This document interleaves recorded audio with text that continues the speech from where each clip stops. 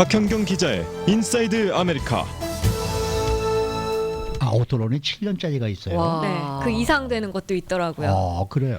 이 말은 새로 산 자동차의 브레이크 패드가 다 다른 후에도 계속해서 매달 페이먼트를 부담해야 한다는 뜻이고요. 네. 또 다른 새 차로 갈아탄 후에도 아하. 이전 차의 페이먼트를 내고 있을 가능성도 있다는 겁니다. 아, 실제로 이 크레딧 리포팅 회사 익스피리언 PLC에 따르면 2019년 올해 상반기 이 새 차를 구입하면서 빌린 오토론의 3분의 1은 상환 기간이 6년 이상에 달했습니다. 이건 10년 전보다 10%가 늘어난 수치고요. 이처럼 자동차 론을 오래도록 부담한다는 건 아무래도 중산층이 중산층다운 그런 라이프 스타일을 쫓아가지 못하는 걸 보여주는 신호라는 지적이었습니다. 보통은 한 3년, 아주 길어야 저는 5년 정도로 알고 있었는데 이게 네. 7년을 지금 내고 있는 분들이 그만큼 늘어났다는 거는 이건 조금 문제가 좀 있는 것 같은데요. 이 론 맞습니다. 상환 기간이 이렇게 길어지게 된 특별한 이유가 있습니까? 네, 우선 이 자동차 가격이 많이 비싸졌다는 점에 있습니다. 요즘 나오는 자동차들을 보면 굉장히 빠른 속도로 발전해가고 있죠. 새로운 기술들이 많이 접목되고 있는데요. 네. 자동차에 장착된 그 멀티미디어 화면도 특히 그렇습니다. 크기가 이전보다 더 커졌고 또 정교하고 세련돼졌습니다. 그렇죠. 그리고 차 안전성 역시 크게 개선됐고요. 이렇게 여러 부분에서 빠르게 발전하다 보니까 가장 기본적인 자동차들조차도 비싸게 제조돼서 비싸게 판매되고 있는 실정입니다. 그런가 하면 요즘 오토쇼 같은 데 가보면 SUV가 그렇게 눈에 많이 띈다고 하는데요. 네. 소비자들은 오토쇼를 장악하다시피 한 SUV 같은 차, 좀 더 비싼 차에 더 관심을 기울이게 됐고요. 이전보다 비싼 자동차를 구입하게 됐습니다. 맞아요. 자동차 값은 많이 올랐어요. 그러니까요. 네. 네. 그런데 이제 비싼 자동차라도 자기 능력에 맞게 구입하면 되겠는데 그게 안 된다는 거 아니겠습니까? 네. 능력에 맞지 않게 비싼 걸 사는 거죠. 맞습니다. 네. 지난 10년간 소득은 천천히 올랐지만 이 자동차 가격은 급격하게 상승했습니다. 그러니까 실질적으로 보면 자동차를 사기 힘들어진 거죠. 네. 네. 그랬더니 돈을 빌려주는 곳에선 곧바로 대응에 나섰습니다. 론 상환 기간을 길게 늘린 겁니다. 그러고 나니까 미국인들은 착각에 빠지게 되는데요. 롱텀으로 대출이 가능해진 게 그 자격이 된 게 마치 내가 그 정도 수준의 자동차를 사도 모두 감당할 수 있는 그렇게 상대적으로 비싸지 않는 가격처럼 느낀 겁니다. 착각을 하는 거죠. 네. 그리고 이런 착각은 3년, 5년, 6년짜리 론과 함께 차를 구입하는 추세에 기름을 붓는 격이 됐습니다. 소비자들의 크레딧을 연구하는 유타주에 있는 이 브리그햄 영 대학의 브론슨 아가일 교수는 사람들이 점차 더더욱 매우 비싼 차로 갈아타게 됐다고 밝혔는데요. 평균적으로 더 큰 위험 부담을 떠안았다는 평가가 되겠습니다. 그렇죠. 그러니까 상환 기간이 계속해서 길어지니까 원래 이제 내가 사려고 했던 차보다 더 비싼 차를 사게 되는 그런 경우도 발생할 수 있잖아요. 네. 나중에 이런 분들 되게 후회할 것 같아요. 네, 이 월스트리트저널은 미주리주에 거주하는 올해 22살 데븐 존스라는 남성의 사례를 소개했습니다.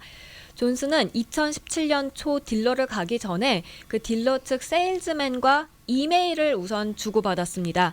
그때 세일즈맨의 이메일에서 한 달에 $400 미만의 페이먼트로 원하는 새 차를 살 수 있을 것이라고 했습니다. 이런 이메일을 받은 존스는 그 혼다 딜러십에 갔고요.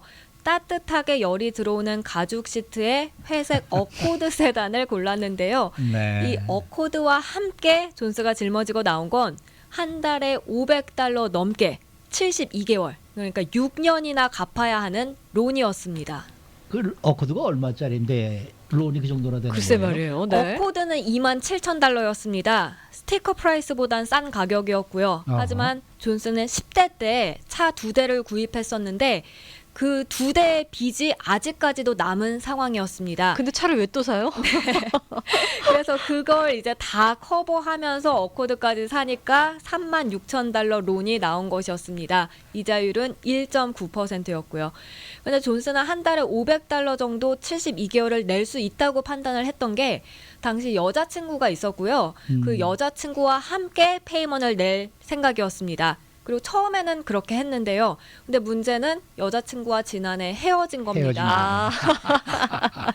네. 그래서 존슨은 이제 한 달에 $500를 고스란히 혼자 다 부담하게 됐는데요. 이건 주택 모기지 론으로 내야 하는 페이먼트 4분의 1을 넘어서는 수준으로 엄청난 부담이 되고 있다고 말했습니다. 네. 뿐만 아니라 여기다가 뭐 크레딧 카드 등 다른 빚까지 다 합치면 짊어지게 된 빚을 다 부담하기 사실상 어려운 상황이라고 고백했습니다. 그렇군요. 그러면 지금 말해주신 이 분의 사례뿐만이 아니라 뭐 중산층을 중심으로 또 네. 이런 지금 분위기가 이어지고 있다는 거잖아요. 네, 그렇습니다. 월스트리트저널이 2016년 연방준비제도 이사회가 3년에 한 번씩 실시하는 소비자 재정 관련 조사를 분석했더니요.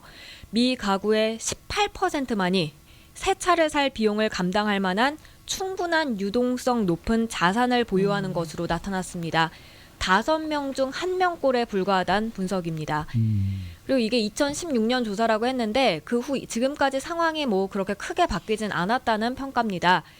개인 재정 웹사이트 bankrate.com 분석에 따르면 미 중간소득 가정이 4년짜리 자동차 론을 부담한다고 하면 20% 다운하고 페이먼트는 총 소득의 10% 미만.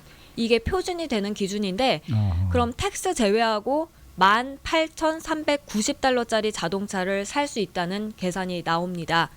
하지만 익스피리언스에 따르면 오토론 평균 규모는 지난 10년간 30% 정도가 더 늘어났고요. 네. 그래서 새 차 한 대의 평균 32,119달러에 달합니다. 비싸군요. 그래도 비싸요. 그러니까 네. 이게 뭐 잠깐 많이 지금 올랐나요? 텍스 제하고 18,390달러짜리 자동차를 살 수 있다는 계산이 나오는데 그런 차가 없는데요. 뭐.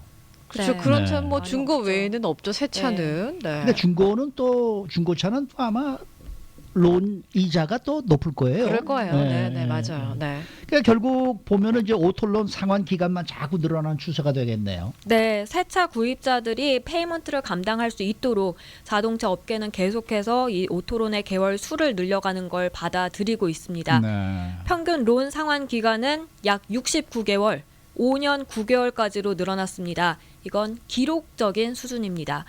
그리고 일부는 이보다 더 깁니다. 올 상반기 새 차를 뽑기 위한 오토론 전체 1.5%는 85개월이나 그 이상을 기록했습니다. 와. 7년이 넘는 것이고요. 네. 심지어는 8, 9년짜리도 있다고 해요. 8, 9년을 어떻게 그 페이먼을 내고 있어요. 네, 근데 5년 전만 하더라도 이런 8, 9년짜리 오토로는 사실상 아예 존재하지도 않았습니다.